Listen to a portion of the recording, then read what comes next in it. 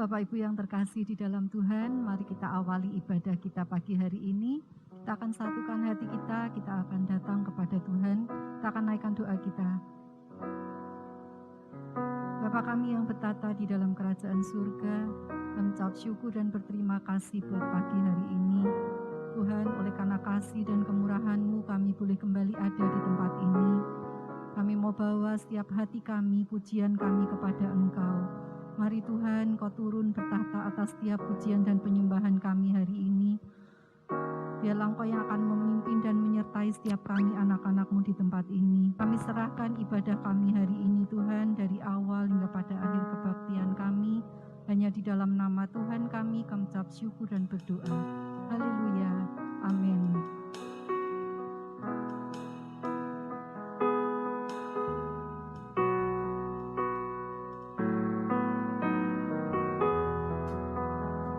Mari Bapak Ibu buka setiap hati kita pagi hari ini. Biarlah Roh Kudus yang akan mengerjakan setiap hati kami. Pagi hari ini Tuhan, kami datang untuk memuji dan menyembah-Mu.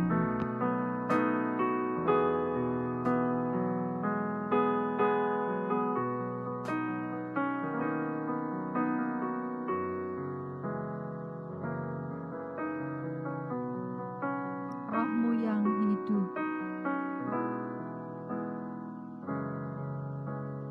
Roh-Mu yang hidup penuhiku,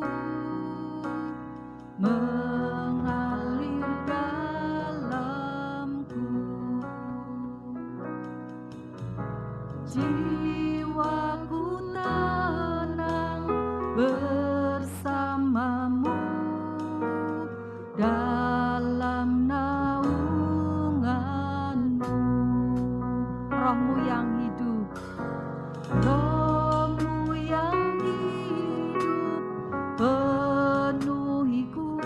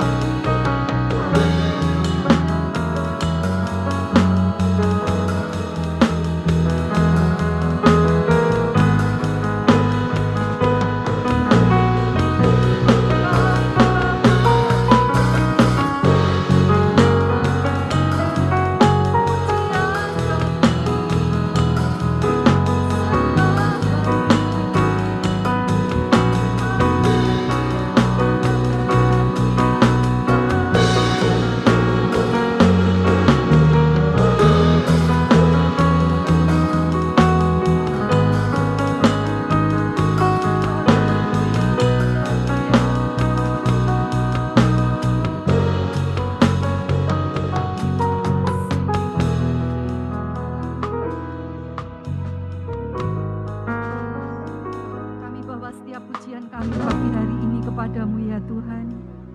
Sebagai rasa ucapan syukur kami kepada Engkau. Terima kasih buat kasih-Mu, terima kasih buat kebaikan-Mu.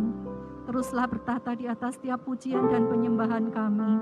Hari ini Tuhan, kami mau sembah Engkau, kami mau puji Engkau, sebab hanya Engkau yang layak kami tinggikan, sebab hanya Engkau yang layak terima setiap pujian kami. Terima kasih Bapa, terima kasih. Hanya di dalam nama Tuhan kami ucap syukur dan berdoa. Haleluya, amin. Mari Bapak Ibu kita bawa pujian kita, ucapan syukur kita kepada Tuhan. Kami terima kuasa-Mu Tuhan.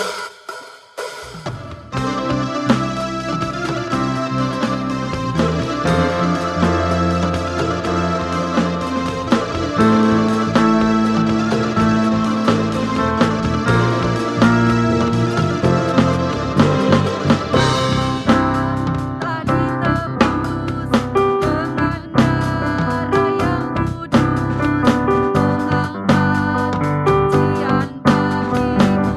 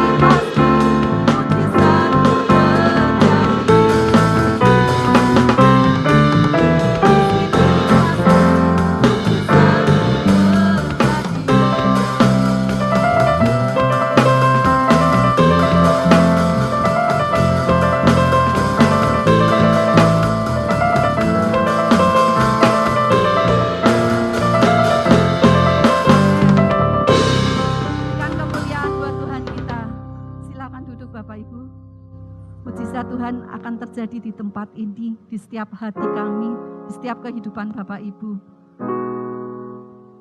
Mari kita akan siapkan hati kita, oleh karena kemurahan Tuhan, oleh karena kebaikan Tuhan, kami boleh ada pagi hari ini di tempat ini ya Tuhan. Terima kasih.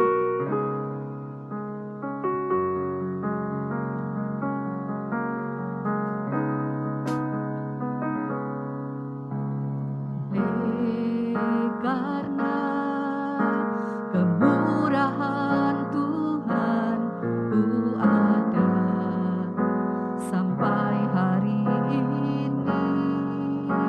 Oleh karena kebaikan Tuhan, karena kebaikan Tuhan, janji-Mu terjadi bagiku. Oleh karena kemurahan Tuhan, karena kemurahan Tuhan, ku ada sampai hari ini. Oleh karena kebaikan Tuhan, janji-Mu terjadi bagiku. Ku sembahkan Tuhan, ku mengangkat tanganku, selamanya Kau ajaib bagiku.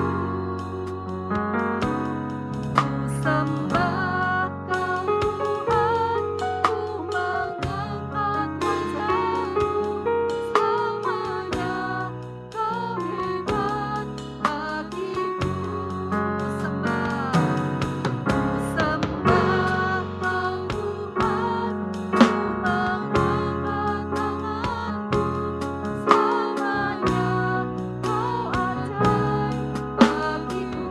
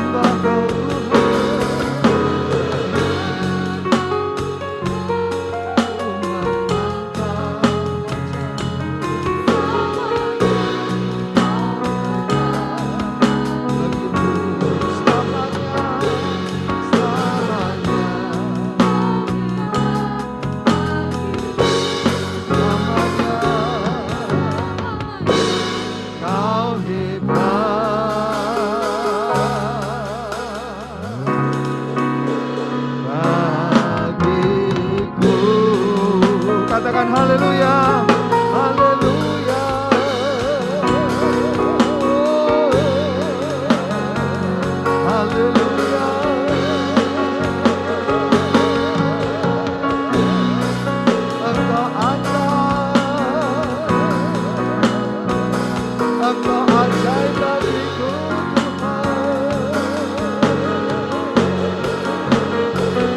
Aku percaya kuasa-Mu, kuasa-Mu tak berubah.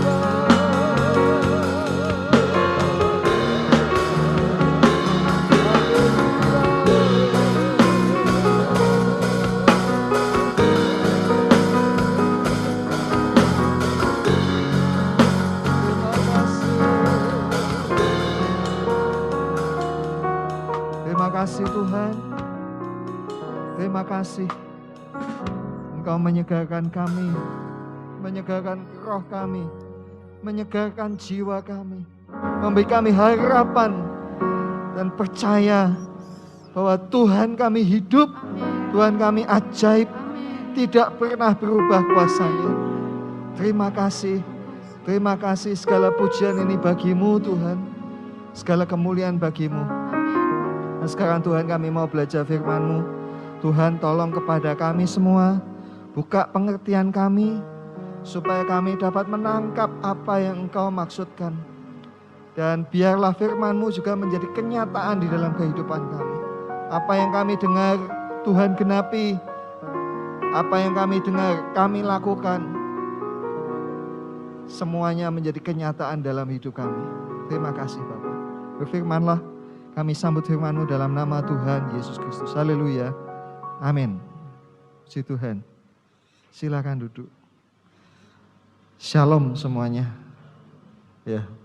Hari ini kita akan belajar dengan judul Restoration Start from the Spirit Inside. Yang artinya pemulihan itu berangkat atau dimulai dari roh yang ada di dalam kita, ya. Nah, kita akan mengulang ayat minggu lalu karena ini ada kaitannya, ya. Kisah Rasul 1 ayat yang ketiga. Mari kita baca bersama 2, 3. Kepada mereka ia menunjukkan dirinya setelah penderitaannya selesai. Dan dengan banyak tanda ia membuktikan bahwa ia hidup. Sebab selama 40 hari ia berulang-ulang menampakkan diri dan berbicara kepada mereka tentang kerajaan Allah. Amin. Ya. Minggu lalu kita telah membicarakan ayat ini, yakni bahwa selama 40 hari Tuhan Yesus berkali-kali menampakkan diri kepada murid-murid dan bicara kepada mereka tentang kerajaan Allah. Ya. Nah, kalau ngomong kerajaan Allah kepada para murid, tentu kita mesti memahami, ya, ayat ini dalam konteks pemahaman mereka sebagai orang Yahudi. Mereka menantikan kerajaan Allah, yaitu kerajaan yang dijanjikan oleh Allah, di mana kerajaannya nanti adalah Sang Mesias, yaitu Tuhan Yesus. Ya, seperti yang dikatakan lewat Nabi Daniel yang kita bahas minggu lalu. Nah, di dalam pemahaman seperti itulah, saudara, dalam konteks bicara tentang kerajaan yang dijanjikan seperti itulah, maka para murid kemudian bertanya kepada Tuhan pada ayat yang ke-6. Coba kita baca ya bersama, 2, 3. Maka bertanyalah mereka yang berkumpul di situ, Tuhan, maukah Engkau pada masa ini memulihkan kerajaan bagi Israel? Amin. Ya. Dalam pembicaraan tentang kerajaan Allah berkali-kali murid-murid bertanya, Tuhan, mau enggak Engkau memulihkan pada masa ini kerajaan bagi Israel? Kita mesti tahu, ya, murid-murid ini dan Tuhan Yesus pada waktu itu, ya, kerajaan Yehuda atau kerajaan Israel, ya, itu sudah berganti-ganti penjajah. Dan mereka saat itu ada di bawah penguasaan kekaisaran Roma. Ya. Mereka sudah putus asa lah, ya, berabad-abad, ya. Sejak, ya, sekitar 500 tahun lah, ya, atau 500 tahun lebih. Ya, mereka dijajah.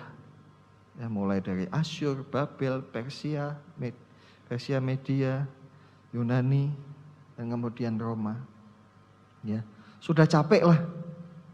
Ya, Ini kalau mungkin mau kita tarik pada kehidupan kita, ya kita kalau ngadepi problem lama, tidak selesai-selesai, lama-lama kita juga lelah begitu ya.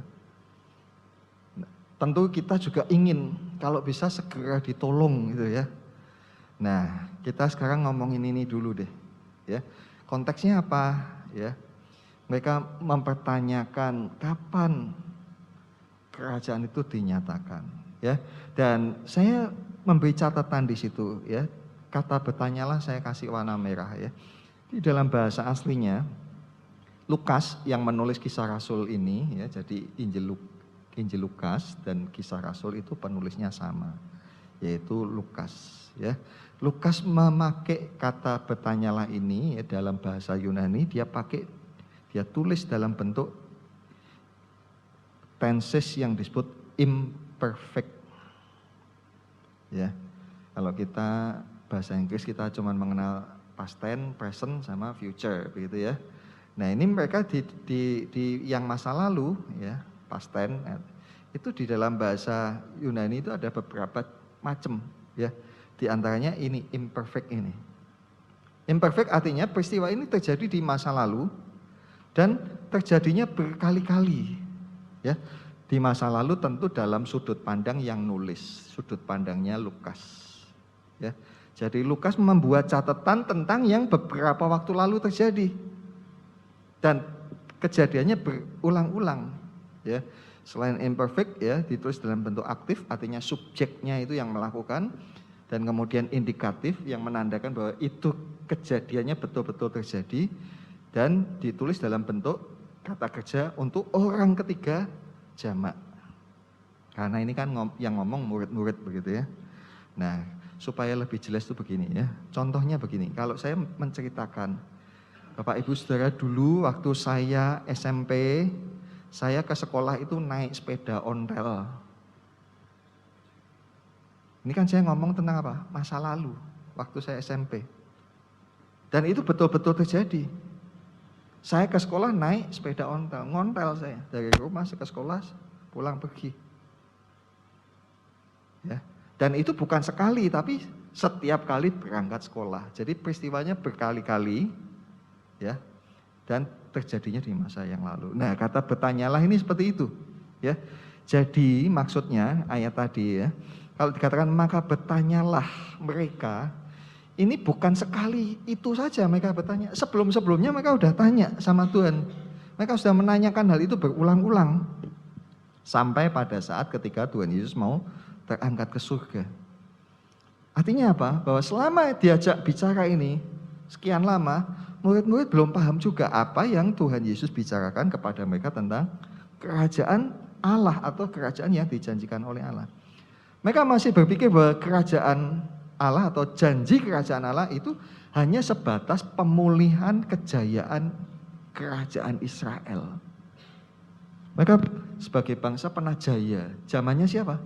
Zamannya Daud. Ya. Jadi mereka berpikir Israel mereka idam-idamkan kembali jaya seperti itu. Ya, dipulihkan kejayaannya. Dan kalau ngomong kerajaan Israel, mereka sebagai orang Yahudi ya eksklusif. Ya, yang dimaksud kerajaan ya cuma buat mereka saja orang Yahudi.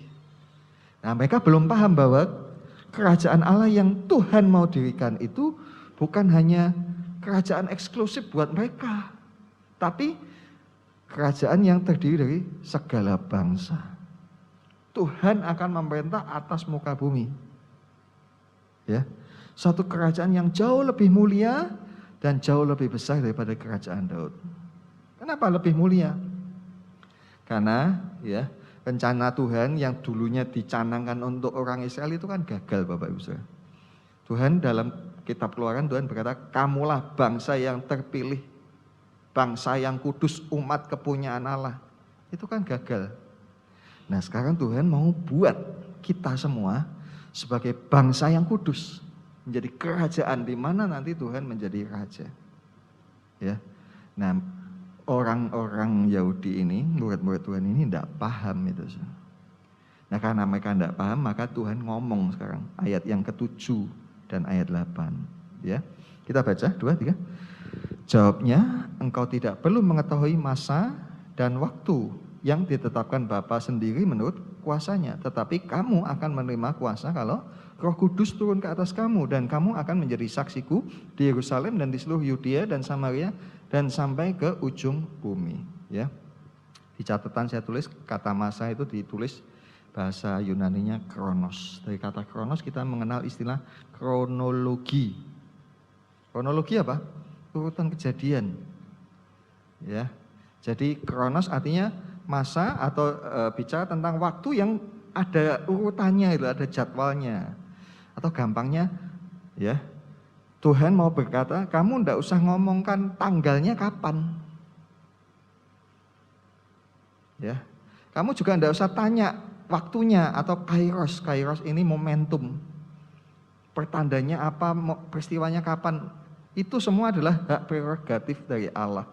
Tetapi tentang janji kerajaan Allah, di mana Mesias Tuhan Yesus nanti menjadi raja, itu adalah hal yang niscaya, keniscayaan, sesuatu yang pasti akan terjadi dan pasti digenapi. Ya. Nah, kemudian dilanjutkan ayat yang ke-8. Ya. Di ayat yang ke-8 tadi ada 3 hal penting yang saya kasih warna tadi ya. Yaitu pertama soal kuasa, 2 Roh Kudus, dan yang ketiga adalah menjadi saksi. Ya. 3 hal ini, kuasa, Roh Kudus, menjadi saksi. 3 hal ini disebutkan oleh Tuhan dalam konteks kerajaan Allah yang dia omongkan dari ayat 3. Dan diomongkan untuk menjawab tadi pertanyaan murid-murid. Ya, maukah engkau memulihkan saat ini kerajaan Israel? Makanya judul khotbah kita ya, intisarinya adalah pemulihan itu bukan pemulihan jasmani yang mula-mula, tapi Tuhan mau pulihkan apa? Dari roh kita lebih dulu. Ya. Nah, ini yang terjadi pada Israel ini juga yang menjadi patron pola buat kita. Ya, kita bisa saja mengalami macam-macam persoalan ya dalam kehidupan kita. Ya, mungkin dulu kita juga punya kehidupan yang tidak berkenan. Kalau ngomongin kerajaan Allah, pemulihannya dimulai dari apa? Dari roh dulu. Ya. Nah, jadi topik pembicaranya adalah kerajaan Allah. Di ayat 3. Dan yang kemudian ditanyakan janjinya kapan itu? Lalu dijawab oleh Tuhan tentang Roh Kudus. Ya. Nah, jadi kalau bicara tentang kerajaan Allah, termasuk juga janji tentang pemulihan, tentu tidak dapat dilepaskan dengan Roh Kudus. Ya, tidak bisa terjadi kalau Roh Kudus tidak turun. Saudaraku, Tuhan Yesus itu sudah menunaikan tugasnya sebagai penebus. Dia menebus kita dari apa? Potensi hukuman atau upah dosa, yaitu apa? Maut, binasa, masuk neraka. Nah, untuk dosa itu ya Tuhan menebus kita supaya kita nanti jangan dihukum. Dan selama hidupnya Tuhan Yesus menjadi guru, menjadi contoh. Apa yang dia lakukan itu yang harus kita ikuti. Jadi peran Tuhan Yesus jadi penebus dan jadi guru. Tetapi yang Tuhan Yesus kerjakan ini dalam tanda kutip ya Bapak Ibu. Yang Tuhan Yesus kerjakan masih kurang. Ya. Dan kekurangannya itu harus dikerjakan oleh Roh Kudus. Kalau sudah selesai itu kerjaannya Tuhan Yesus, sudah finish, sudah cukup buat gereja, tidak perlu ada Roh Kudus. Tetapi Tuhan kasih Roh Kudus karena apa? Memang ada bagian yang mesti dikerjakan oleh Roh Kudus. Ya. Nah, Tuhan memberi kepada saya pengertian, ya. Ketika saya belajar, Tuhan ingatkan kepada catatan-catatan di dalam Injil Yohanes. Ya, coba kita lihat dulu Yohanes 1 ayat yang ke-32. Kita baca bersama ya, 2, 3. Dan Yohanes memberi kesaksian, katanya, aku telah melihat Roh turun dari langit seperti merpati dan ia tinggal di atasnya. Ia ini siapa? Roh Kudus. Tinggal di atasnya. Atasnya siapa? Yesus. Ya. Nah, kita sudah belajar di sini. Ya, saya sudah terangkan. Ya, Tuhan kan menciptakan manusia, semula sempurna kita ini. Segambar dan serupa dengan Allah, tapi manusia jatuh dalam dosa. Karena kita punya roh yang Tuhan kasih, Tuhan sayang kepada kita. Eman itu loh untuk dibinasakan. Maka Tuhan tebus kita. Kita ditebus untuk apa? Dikasihi awal yang baru. Ya, dosa itu seperti utang, dinolkan utangnya kita. Nah, setelah itu kita disuruh berproses untuk apa? Menjadi serupa dengan gambar Yesus. Nanti Bapak Ibu baca di Roma 8 ayat 28-29. Kita yang dipanggil, kita ditentukan untuk menjadi serupa dengan Yesus. Targetnya kita jadi kayak Yesus. Nah, kalau memang kita harus jadi kayak Yesus, maka yang terjadi pada Yesus mesti terjadi pada kita. Yang terjadi pada Yesus apa? Tadi dikatakan Yohanes melihat, ya, roh turun dari langit seperti merpati dan roh itu tinggal di atasnya Yesus. Itu sebabnya kepada kita juga Tuhan mau kasih Roh Kudus. Paham Bapak Ibu Saudara? Ya toh? Kalau kita disuruh jadi kayak Yesus tapi kita tidak dikasih Roh Kudus, mana bisa? Paham ya? Nah, ini yang pertama. Yang kedua, Yohanes 3 ayat 5 dan 6. Kita baca, 2, 3. Jawab Yesus, aku berkata kepadamu, sesungguhnya jika seorang tidak dilahirkan dari air dan roh, ia tidak dapat masuk ke dalam kerajaan Allah. Apa yang dilahirkan dari daging adalah daging, dan apa yang dilahirkan dari roh adalah roh. Amin. Ya. Ini kata-kata ini Tuhan katakan kepada siapa? Nikodemus.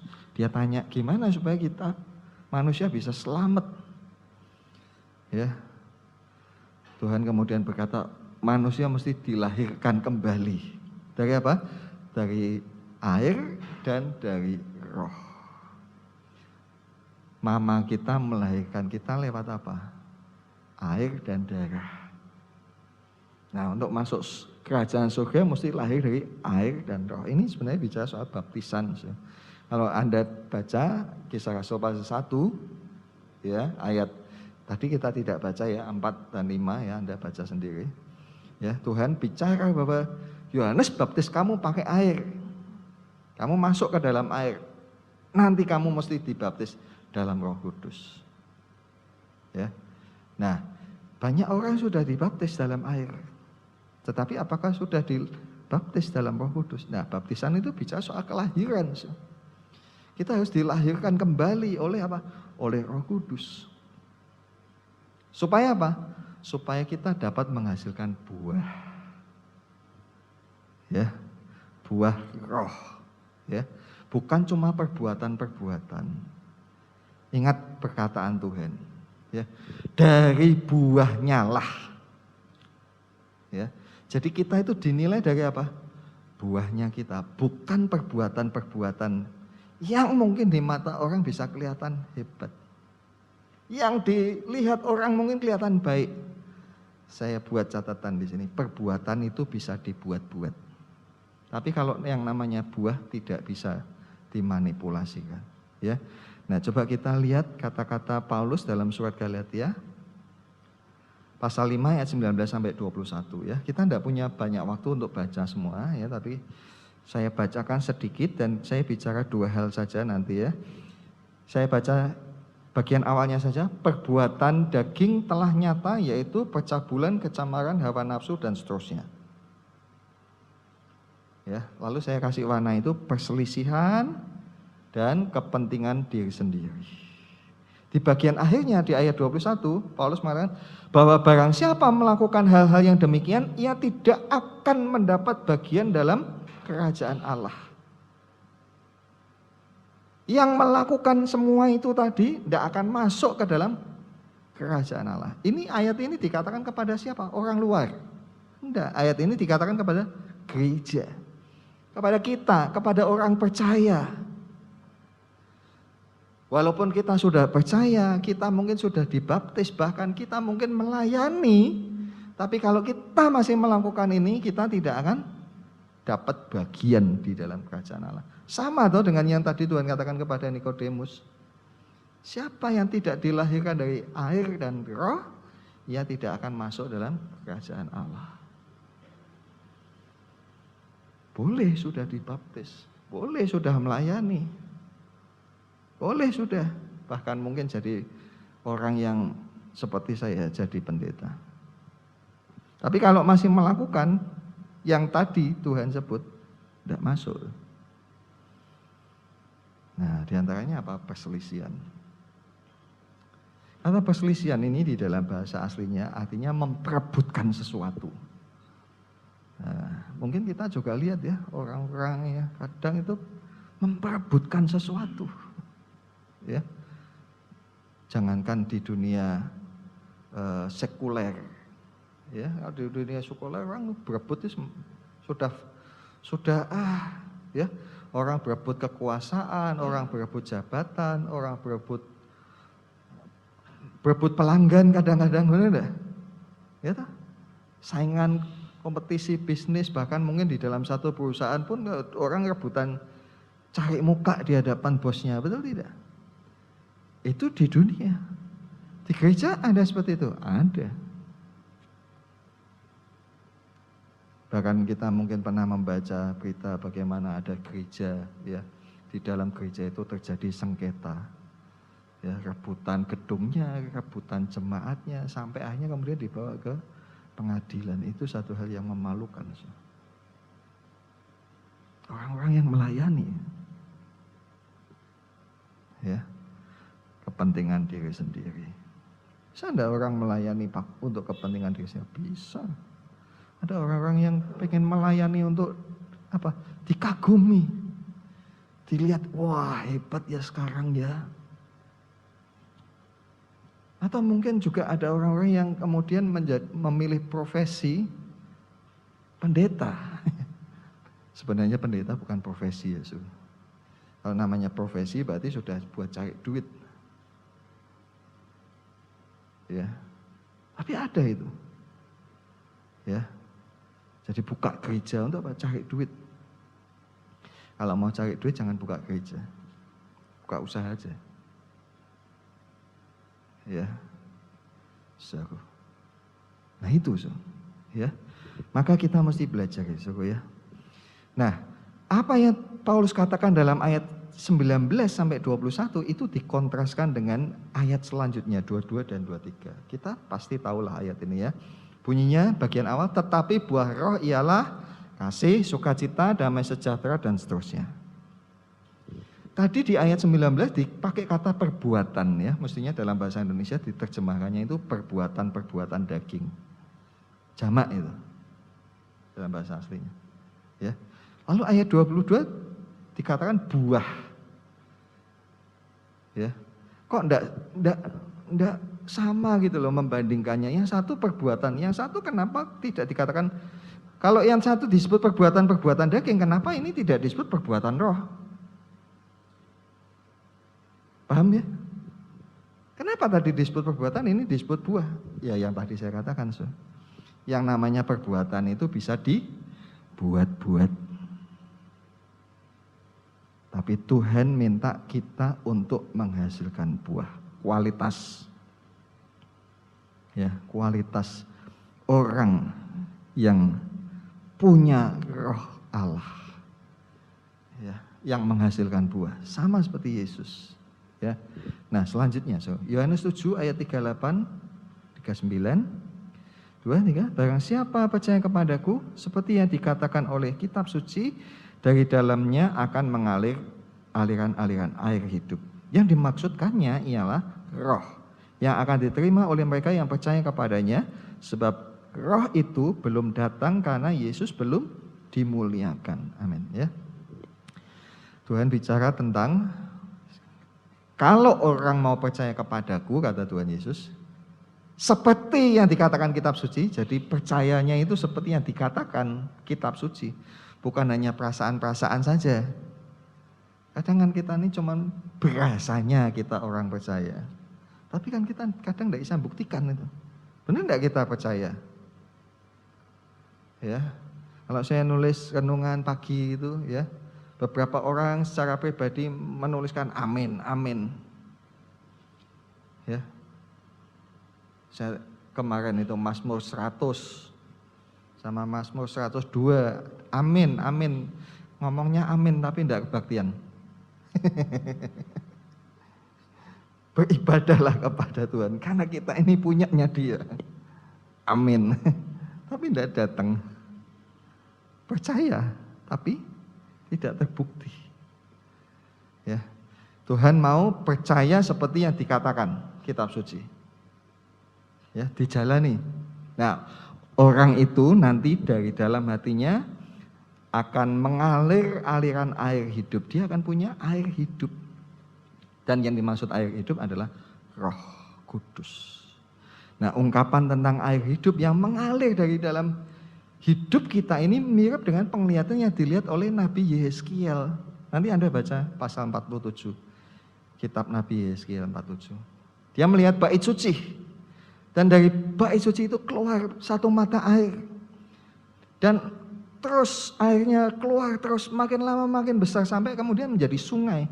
Dan sungai itu kemudian bermuara di Laut Asin. Laut Asin itu diksi Alkitab. Kalau bahasa kita itu disebut laut mati. Kenapa Bapak Ibu? Itu laut disebut laut mati. Ya karena memang tidak ada kehidupan di dalamnya. Tidak ada ikan itu. Mikroorganisme pun tidak ada. Kenapa? Karena kadar garamnya terlalu tinggi. Bahkan orang kalau mau nyemplung ke laut mati, dia tidak akan tenggelam. Kenapa? Karena berat jenis air lebih besar daripada berat jenis orang. Ya, ngambang jadi. Tidak ada kehidupan di situ. Saudaraku. Nah, sungainya tadi bermuara ke sana dan mengubah air itu, ya, yang tadinya asin menjadi normal kembali. Dan kemudian dari situ ada kehidupan di laut yang tadinya disebut laut mati. Nah, Roh Kudus itu perannya seperti itu. Kalau memang di dalam kita ada Roh Kudus, mestinya outputnya kita adalah membawa kehidupan bagi orang lain. Paham? Kalau ada Roh Kudus pada kita, mestinya outputnya kita, entah omongannya kita, entah perbuatannya kita, itu membuat orang jadi hidup, bukan jadi mati. Ya, nah selanjutnya, Yohanes 15 ayat 26-27. Yuk kita baca, 2, 3. Jikalau penghibur yang akan kuutus dari Bapa datang, yaitu Roh kebenaran yang keluar dari Bapa, ia akan bersaksi tentang aku. Tetapi kamu juga harus bersaksi, karena kamu dari semula bersama-sama dengan aku. Amin. Ya. Kita pahami ayat ini menurut konteks penulisnya saja dulu. Ya. Ini kan yang diajak ngomongan para murid. Ya. Kepada para murid Tuhan berkata nanti roh penghibur atau roh kebenaran, roh yang keluar dari Bapa, roh itu akan bersaksi tentang aku. Roh Kudus akan bersaksi tentang Yesus. Bahwa apa? Bahwa benar Yesus sekarang ya itu ada di surga. Ya, hal ini kan dikatakan sebelum Tuhan Yesus mati, bangkit ataupun naik ke surga. Jauh-jauhnya udah diomong sama Tuhan. Nanti Roh Kudus akan menyaksikan tentang aku.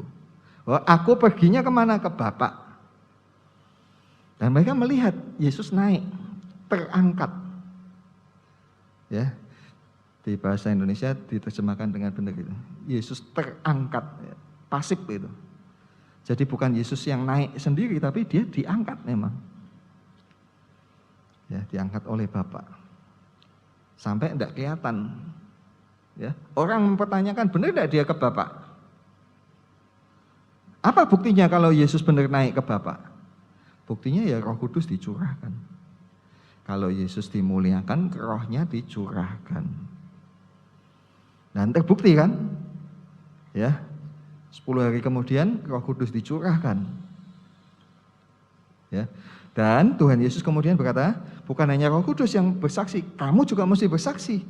Karena apa? Kamu selama ini bersama-sama dengan aku. Jadi Tuhan menuntut para murid untuk bersaksi tentang Yesus. Kenapa? Karena mereka selama ini kan menjadi saksi segala peristiwa. Mereka selama ini mengikuti Yesus. Sampai Yesus mati, Yesus bangkit, Yesus naik. ke surga. Mereka saksinya. Dan itu mesti mereka ceritakan, mereka beritakan. Itu tugas yang dimaksudkan ayat ini untuk rasul-rasul dan murid-murid yang lain. Ya. Tapi kepada kita, ya agak sedikit beda. Bedanya kenapa? Kan kita ini bukan saksi peristiwa. Kita kan tidak pernah lihat Yesus, benar? Kita kan tidak pernah ketemu Yesus. Kita tidak pernah lihat wajahnya yang asli seperti apa. Benar kan Yesus rambutnya gondrong? Karena kita tidak tahu. Ya, kita tidak tahu dia mati, dia bangkit. Kita kan tidak tahu. Kita bukan saksi peristiwa. Ya, tetapi kita tetap harus menjadi saksi. Pertama-tama, kenapa? Karena Roh Kudus akan lebih dulu memberi kesaksiannya kepada kita tentang Yesus. Bahwa apa? Bahwa semua yang dikatakan oleh Yesus, yang ditulis di dalam Injil, semuanya itu benar. Dan semua yang disaksikan oleh murid-muridnya, yang diceritakan kepada kita, Yesus yang diceritakan oleh para murid, yang kemudian sampai kepada telinga kita, yang kita percaya sampai hari ini, semuanya itu disaksikan oleh Roh Kudus, itu adalah benar. Dengan cara apa? Dengan cara Roh Kudus melakukan pekerjaannya. Dia membuat karya-karya di dalam gereja. Untuk membuktikan bahwa semua yang ditulis di kitab suci itu benar. Apa misalnya? Misalnya Roh Kudus memberikan karunia-karunia. Ya, ada macam-macam karunia. Dan itu terbukti. Roh Kudus kemudian juga mengerjakan bagaimana orang diubahkan hidupnya. Ya, dari yang bobrok jadi ciptaan baru. Itu pekerjaan Roh Kudus dan semuanya itu membuktikan, tujuannya membuktikan bahwa Yesus benar. Yesus ada, Yesus hidup. Nah, kita mesti mengalami kesaksian itu, hidup kita ini. Mengalami pembuktian bahwa, oh benar Yesus. Benar itu, dia mengubah hidup kita. Lewat apa? Pekerjaannya Roh Kudus. Nah, setelah itu kita mesti jadi saksi juga. Saksi apa? Kita tidak bisa menyaksikan Yesus pernah mati, wong kita tidak pernah lihat. Tapi yang kita mesti saksikan apa? Bahwa Yesus itu hidup. Bahwa perkataannya itu benar. Kalau apa? Kalau kita mengalami bahwa dia hidup dan dia berkuasa. Ya. Tugasnya kita adalah memberi kesaksian, memberi bukti bagaimana Tuhan mengubah hidup kita. Ya.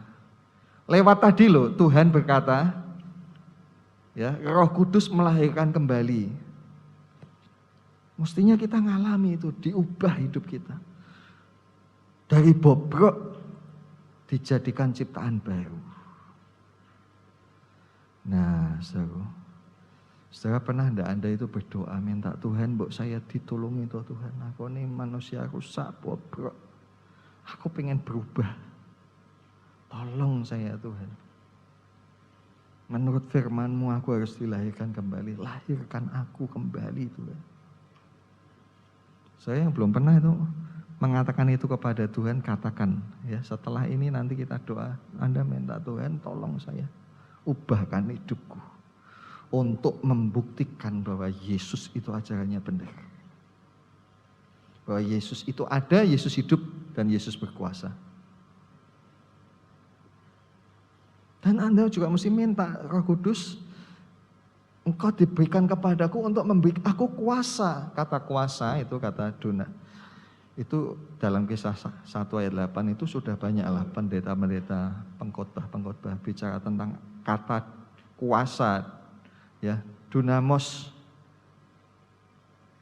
yang diterangkan itu kata dunamis, dunamit, dan sebagainya lah,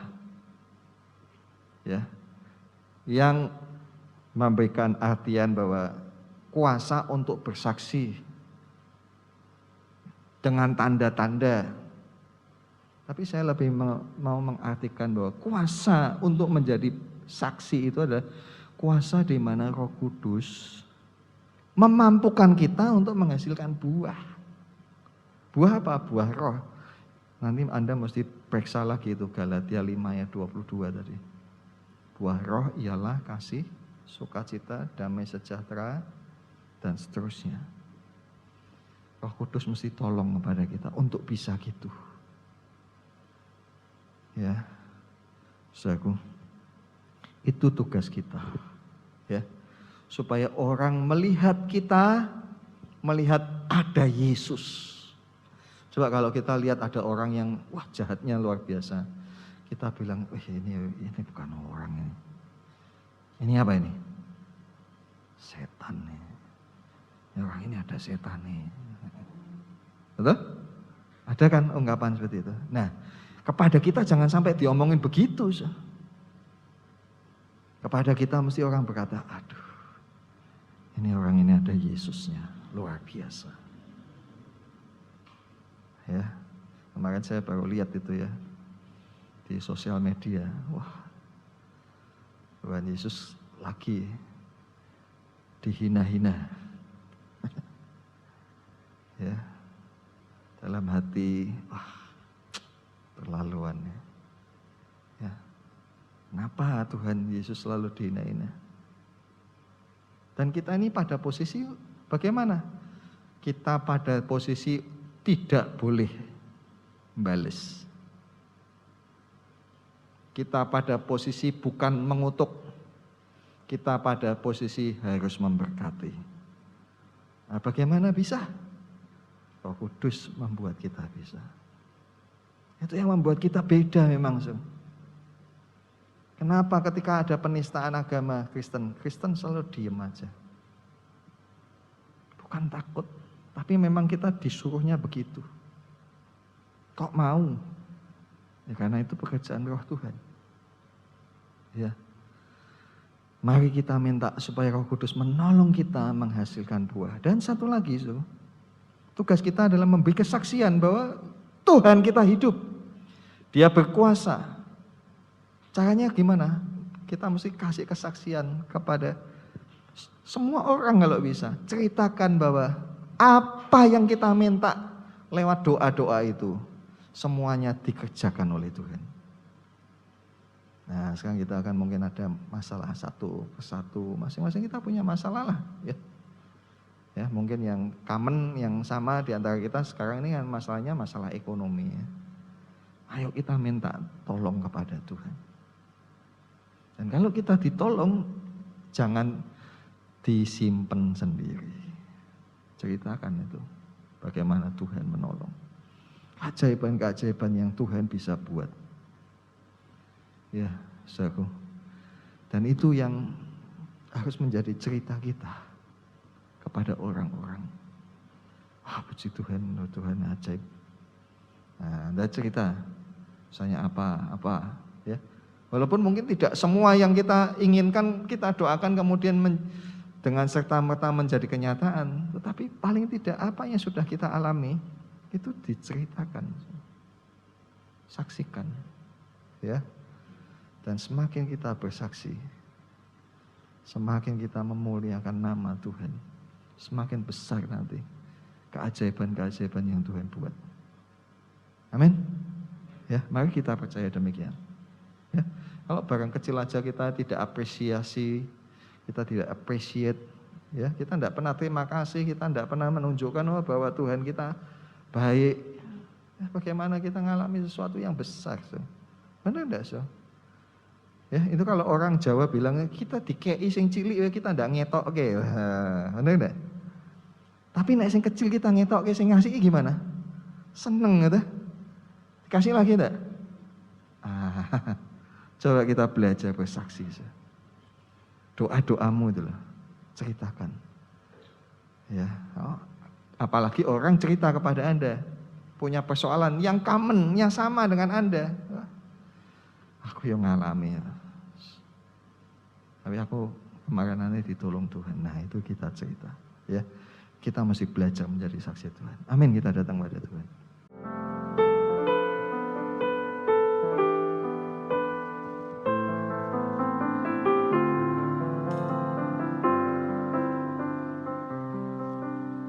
Yesus Tuhan ditinggikan. Yesus Tuhan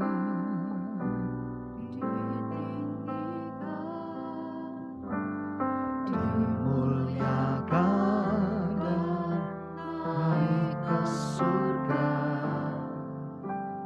Dia berikan Roh Kudus-Nya menguatkan dan menolong selalu. Amin.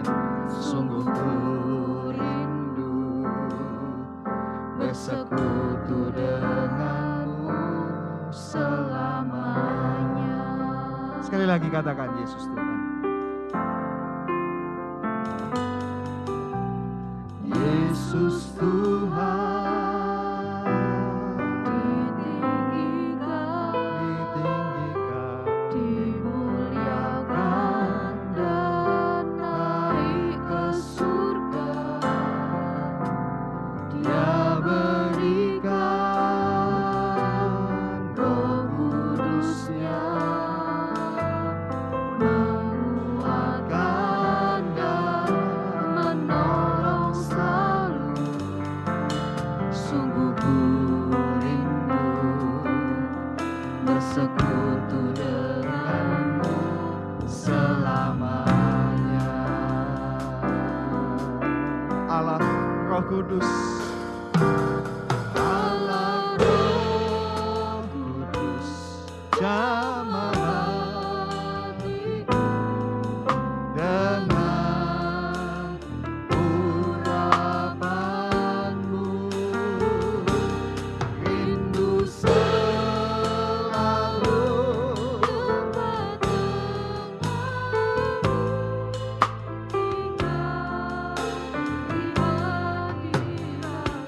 Allah Roh Kudus.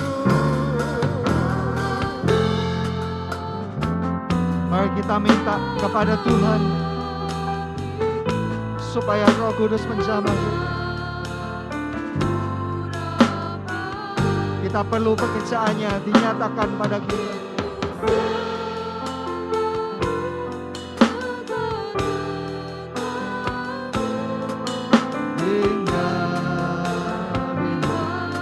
Sekali lagi, Allah Roh Kudus, jamah hatiku.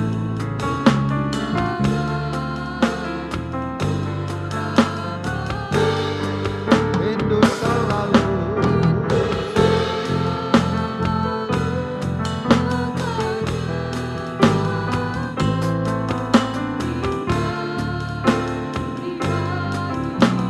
rindu selalu. Yes, amin Tuhan. Ku mau dekatmu Tuhan, tinggal di hati. Rindu selalu ada depanmu. Tinggal di hadiratmu.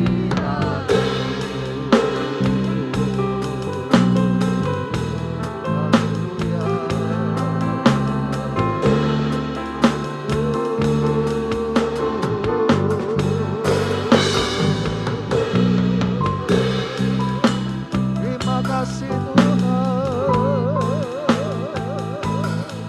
Terima kasih Tuhan.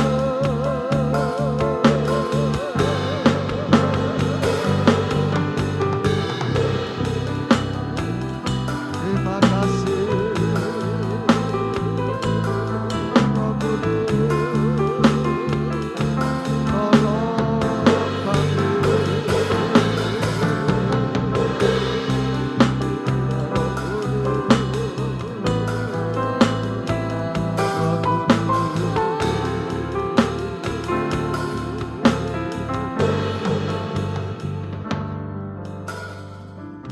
Tuhan, terima kasih.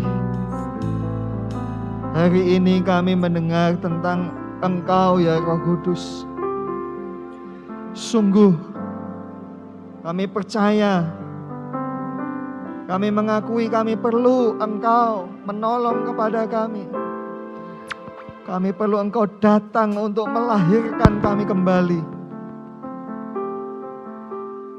Kami yang bobrok, kami yang rusak. Kami perlu Engkau Tuhan mengubahkan hidup kami. Karena itu Tuhan, pada pagi ini, pada saat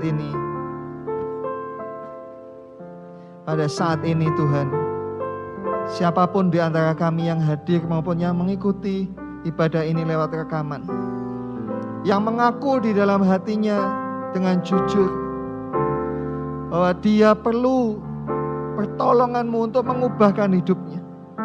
Dia yang mengakui dengan rendah hati bahwa hidupnya bobrok dan perlu Tuhan ubahkan.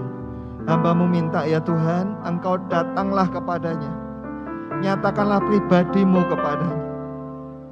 Kerjakan hidupnya Tuhan. Tuhan ubahkan. Tuhan tolong kepada kami. Supaya kami mengalami perubahan dan kami diubah menjadi ciptaan yang baru. Dan Tuhan tolong kepada kami semua. Berilah kami kuasa supaya kami dapat menjadi saksi-Mu yang baik. Supaya kami menghasilkan buah yang boleh dilihat oleh Tuhan dan juga dilihat oleh manusia. Supaya orang melihat ada Yesus di dalam kami. Terus Tuhan tolong kepada kami semua. Tuhan, siapapun kami, bahkan kami-kami yang melayani, kami perlu kuasa-Mu untuk kami betul-betul dapat menghasilkan buah dalam hidup kami. Dan kami juga bersama-sama minta Tuhan, supaya kami dapat menjadi saksi-Mu. Kami perlu pertolongan-pertolongan kuasa-Mu dinyatakan kepada kami. Kami-kami yang saat ini ada persoalan, pergumulan, kami yang merindukan mujizat-Mu Tuhan. Beri kami iman, beri kami percaya, beri kami harapan. Harapan yang teguh dan percaya yang teguh. Bahwa di dalam Tuhan Yesus ada kuasa, ada mujizat, tidak ada yang mustahil.